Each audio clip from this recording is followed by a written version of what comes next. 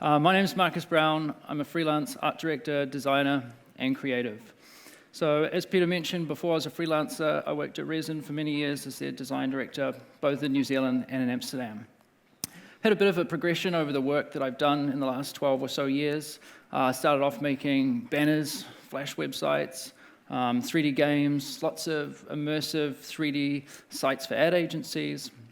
In the last 2 to 3 years or so, I've been transferring my skills a little bit more into interactive installations, event design, and small-scale digital pieces for retail stores, which has been really exciting. But I'm even more excited to talk to you today about one of my biggest passions, and that is art direction. When you tell people you're an art director who aren't in the creative industry, sometimes you can get some fairly puzzled looks that don't quite know what you mean. Often some people think, do you actually work in the art industry? Or are you some kind of eccentric director of art? Maybe, I love that one, maybe you work in a museum or a gallery? Perhaps for everyone in this room, you know someone a little bit more like this. That's your annoying colleague who stands behind you, telling you feedback, move things to the left and to the right. For me, art direction is less about these day-to-day tasks. It's something else, and this is what really drives me, why I love what I do. I'd like to sum it up in 3 key points. For me, it's the pursuit of trying to make work that is striking. Can we make things stand out in today's busy digital landscape? No matter what visual style we use, can we make things that are beautiful? And can we make work that is memorable? We see so much content every day, it's very fleeting and it's very temporary, but can we seek to make things that have a sense of timelessness? Every day we're overwhelmed by thousands of screens that we have in our pocket, we wake up with, that we strap to our wrist. But us as creators in this room, we've got the amazing job of trying to make that one screen stand out. How can we do that? I like to focus in on trying to make content that is emotive. If we make our audience feel something, happy, surprised, interested, if they feel a sense of trust with our product, then naturally they'll be engaged. Today I want to focus in on 2 tools, and 2 simple tools. These have been around for a vast period of human communication, and they've stood the test of time because they're effective. And they are typography and color. As digital designers, we've got this amazing color spectrum to play with. And as humans, our eyes respond incredibly quickly to what we see. We're constantly processing the world around us. Studies have shown that in as little as 13 milliseconds, our brain can see an image, process it, and make some kind of internal response. So in this fast-paced world where we're swiping through all of this content, those milliseconds can really count. So how can we take advantage of that? For me, it's through art direction, and that's through truly considered design choices. Designing with intent. Doesn't mean you need to pre-plan all of your designs up front and lock in your color palettes before starting, but it's while you're in the design process, just being aware of the choices you're making. All of those choices come together to form your overall tone of voice. That's the atmosphere, that's what you want to be saying with your project. And obviously your target audience is a huge defining factor in this. Things like their cultural differences and their age. So where do I begin when thinking about art direction or starting a new project? I always like to take a step back. You've got your work and you've got your users and your audience. Can you find some kind of deeper connection between the two? Is there some kind of link that you could take advantage of? That deeper link could be multiple things. Could be a kind of creative idea, some sort of visual metaphor. Perhaps it's a cultural one, like a specific color palette really resonates with a group of people. Or the idea is really just to make people super trust your product, and that's the emotional link. Before I get into process, just one more thing to remember is your user's design knowledge. Us as creatives, we're constantly on Behance, on Twitter, on Dribble, we're on Awwwards websites, we're seeing the very best creative content in the world. But if we're only making our design decisions based on that, we might be missing out on some other deeper connection. So today, I thought it could be interesting to really delve into my process, and in particular, take deep into my process behind a recent personal project, And then I'll touch on that same kind of thinking applied to some other commercial work. So firstly, I'd like to take you through a project that I designed and wrote called Canals, and I worked with Aristide Benoit, who developed it. And we teamed up in 2019 to complete it together. It's a 4-part editorial journey, a website piece about the Amsterdam canals. And it tells the story of the history and the expansion of it. It's heavily sort of art-directed and typographically focused. But why would I want to create a project about the canals? I'm an expat, I'm from New Zealand. It's vastly different here to back home, and I've always been intrigued and really interested by the history of Amsterdam. And I wanted to do something with it. I also wanted to combine a couple of my other passions. Got a real passion for historical visuals, old content, and also, can the web be more of a place for storytelling? Collectively, most of our skills are used for commercial work, but there's a space where we can all come together, designers, developers, to create online stories. So I started researching about Amsterdam, found lots of amazing artwork, of photos of what life used to be like, and maps of the city expanding over time. So I wanted to use this material. I also have a real love of editorial design and magazines. Some of my favorite work is by the New York Times magazine. If you're ever looking for inspiration, check them out. They've just got amazing examples of art direction for each issue. So combining those loves together resulted in this project that me and Ari did last year. And yeah, there's a very strong focus on typography, and I'll go through that whole process now. So how did I come up with that visual style? I always like to have 4 key steps in my art direction process. They are research, then coming up with creative ideas, then obviously art direction, and lastly is consistency. So the first step, how did I come up with that? It was all about topic analysis. So I'm not Dutch. I needed to do a lot of research about Amsterdam. I spent months in the library, first time I bought a library membership in many years, and lots of time online, writing copy, and as well as that, I started to establish some key things I wanted to achieve. What's the first thing about Amsterdam? Well, it's iconically Dutch. It's world famous. It's the capital city. As well as that, it's extremely old. It's from the early 1200s. So how do I present this historical feeling, aside from just showing historical imagery? But Amsterdam's very much about a modern life lived within old surroundings. It's extremely liberal. It's got some of the most nationalities anywhere on Earth in one place. There's over 170. So it's a real balance of old and new. And of course, the effect of water is undeniable. It's on reclaimed land, there's the canals, and so on. So I wanted to present this fluid feeling.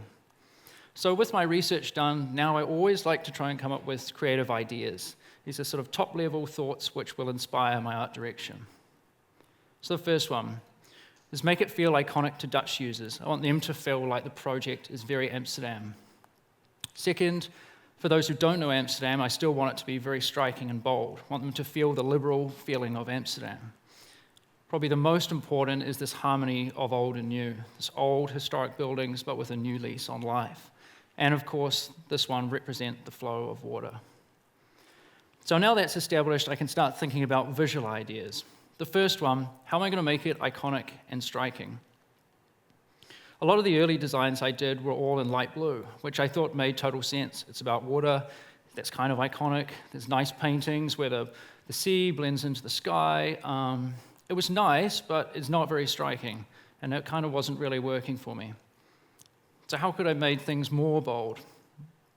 There's not really anything more striking and iconic to people in Amsterdam than the Amsterdam flag, which you may have seen. It's punchy, red, black, and white. Its simplicity and its impact. It's got to be one of the coolest city flags in the world. These 3 crosses, which you may have seen around town, they don't represent the red light district. They are 3 St. Andrew's crosses on the flag, and the red comes from the Amsterdam coat of arms. So this really inspired me, not just for the color palette, but for how I wanted to use that and the general sense of scale on the project. So kind of the intensity of red downplayed black and white. That also got me thinking about how can I use typography in sense of scale. Huge typography mixed with smaller, this sort of old and new balance. And then when we look at some of the final designs of the menu, It was all about overwhelming use of red with black type, purposefully very intense, and that's kind of the striking feeling that I wanted. And we can see the sense of scale with really small image captions and large type. So the color palette was working, but now how am I going to get this balance of old and new? I really wanted to play with typography on this particular project, so I wanted to explore historical-looking fonts and modern-looking type. As I was looking through a few hundred years of image content in the Netherlands, it just got me thinking about what typography was like at that time. What was street signage like, poster design, and not only in the Netherlands, but I got really fascinated with looking at imagery of London and New York at that time. And first thing that stands out when you look at these is obviously there's no Times Square like we know it, there's no digital signage, no digital printing, but we lived in a way more typographic world. And a lot of the signage is painted by hand, so these aren't fonts, these are just really skillful sign makers, or sort of master craftsmen. And this just got me thinking about what I could do with this. It's an amazing store on Broadway in 1870. You see how many different, they're selling kid gloves, human hair, etc. in that store. Not quite sure what is going on there. But overall, this approach just got me really inspired to think about when designers had limited tools. We've got all the tools available in the world now online, but sometimes it's great to just look back and be inspired when they had limited ones, because the craft was really high. So that time period inspired my direction of using lots of different typefaces. These old poster walls, this is an image of artwork of London. That was advertising at the time. There's no imagery, you only use fonts, and you use lots of them to try and get people's attention, a lot like we are on the web today. So from that, this balance of old and new, quite literally, wanted to use 2 historical-looking fonts, 2 new-looking ones, and balance that with 1 hero display typeface.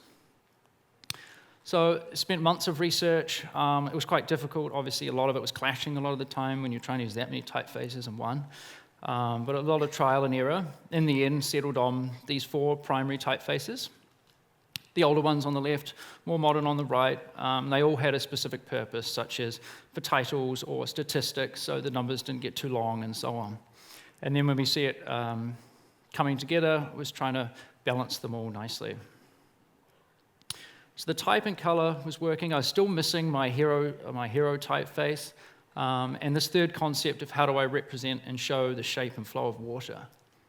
If we look top down at a map of Amsterdam, could I find something or a typeface which mimics the circular flow, but then also these hard right angles of the canal system? Just as I started to design the project, my favorite, or one of my favorite foundries, Klim, New Zealand, where I used to live, released Maelstrom Sans, which is this amazing typeface, and that became sort of the hero key element of the designs. With its beautiful numbers, it had the curves, but then it also had the really nice sharp right angles. So that was kind of exactly what I was looking for, and that was the balance between all the 5 main typefaces. As well as that, me and Aristide worked on the sort of endless, smooth-scrolling loop of the site to make it fluid like water. So you could scroll left or right, and even when you got to the end of the site, it looped back around. I wanted to push the metaphor a little bit further. People might not know, but all of Amsterdam is sitting on millions of wooden poles, even underneath this building here today. And as those poles subside over time, that's why the buildings get crooked.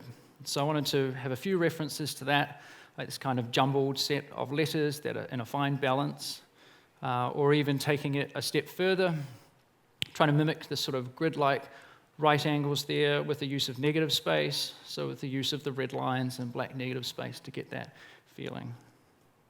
All in all, this project was breaking down established rules in my own head of how you could treat different things in design.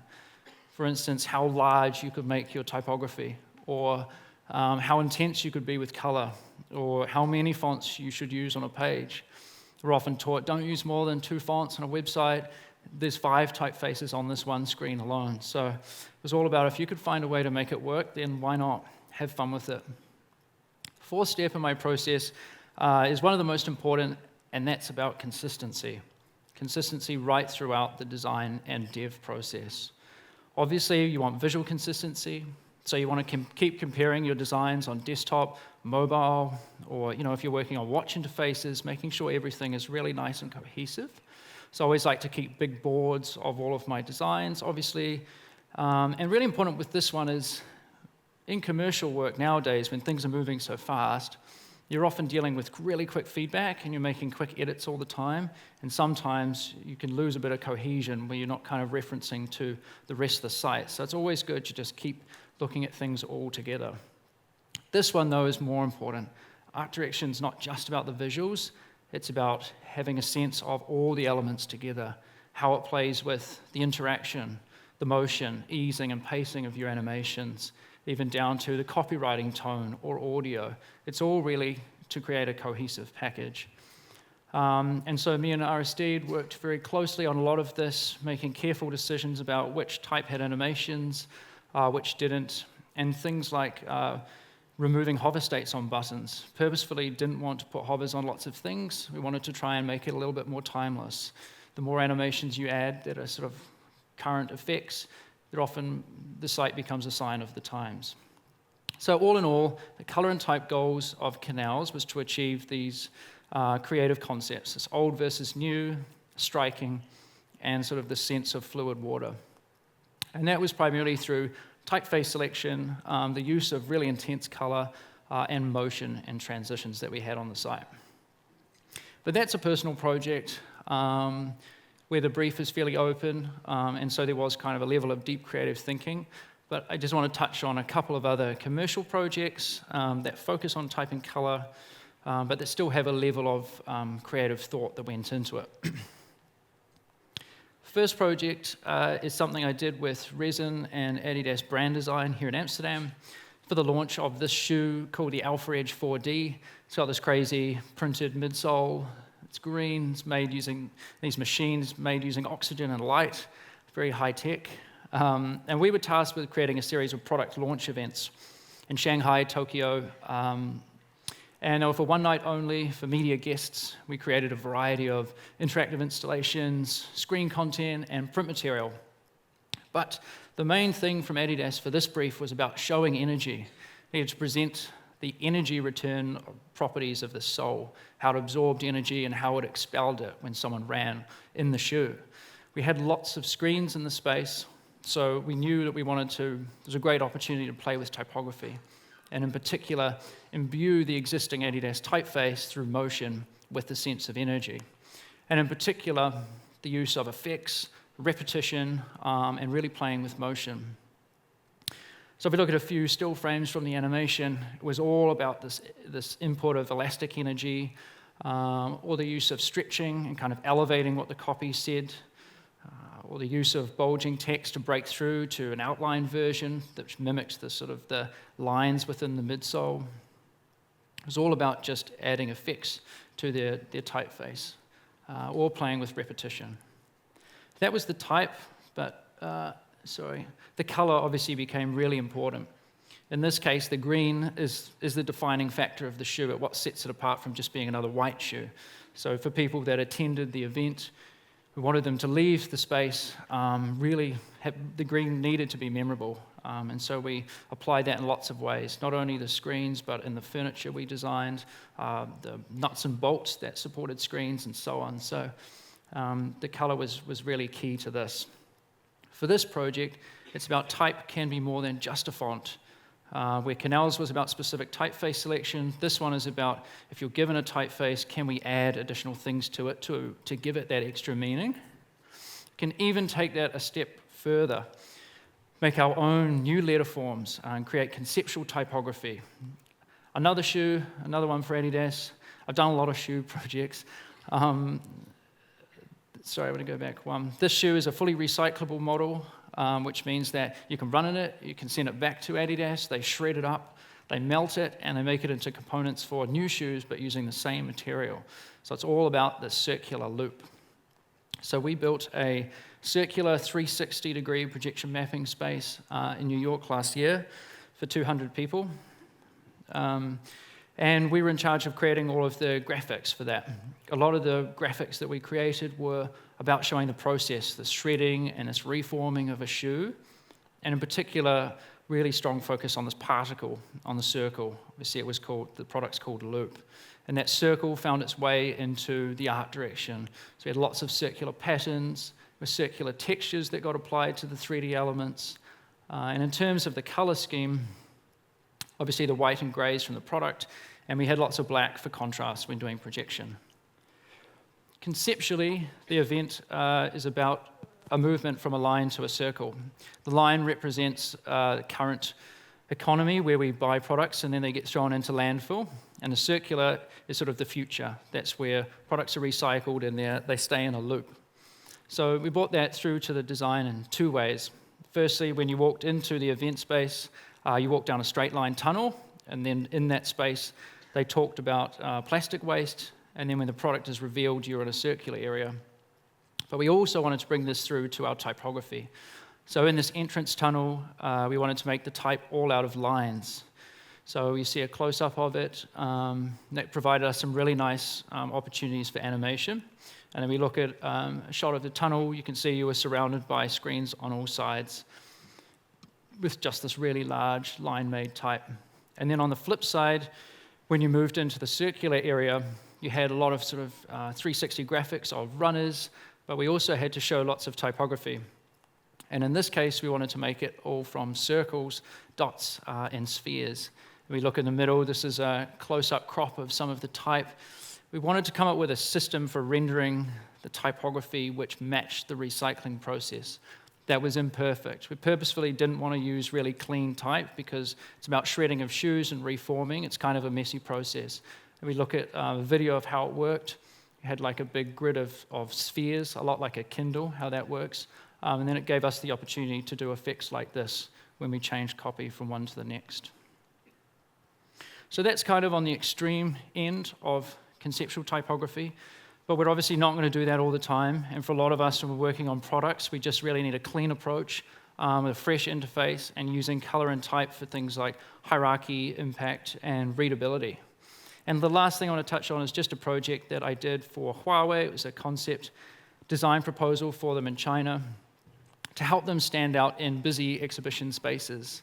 Every year they do these tech exhibitions where they show off all their new mobile products, their 5G antennas, and all sorts of stuff like that. And they get extremely cluttered. There's often different tech brands in the same space. This was their old designs from Huawei. It's all sort of in a future tech, sci-fi style with lots of glows. The thing is, it's also showing very technical info. So you can imagine if this was rolled out to 50 screens in a space, we felt it really needed a sense of simplicity. So the brief was about a new art direction to simplify it, clean it up, and importantly, make it more modular. Recreating graphics in that style is very time-consuming. So starting with the color palette, I wanted to bring in, obviously, the red from Huawei to make it more memorable in these spaces that wasn't really being used. It's talking about tech, so the blue is key, but to not have it too bright, just the use of a couple of other colors to balance the whole thing. And then when we see it come together in some of the UI designs, it was all about this use of a card system, which helped with wayfinding zones and just blocks of solid white against red and blue, and very clean typography. We created a series of voice-activated apps, control systems for lighting in the space, some web pages, lots of different elements. So lastly, to wrap up, let's use and harness the power of color in our work. We know as humans that we respond naturally to different colors, and also culturally we respond to them. But this can be a real force to be used with in our work. Typography, we can really use it as a hero design element. The web has evolved so much in the last 5-10 years for type rendering. We can do so much with it now, and there's so many awesome font foundries creating great new typefaces. Explore the use of display fonts beyond sans serifs and serifs. Those typefaces you choose can really add meaning, can really affect the tone of voice in your work, and really help engage with your audience. And lastly, there's a world of possibilities out there with type. It doesn't have to just be fonts. Explore new letter forms and have fun with it. Thank you very much. Thank you, Al.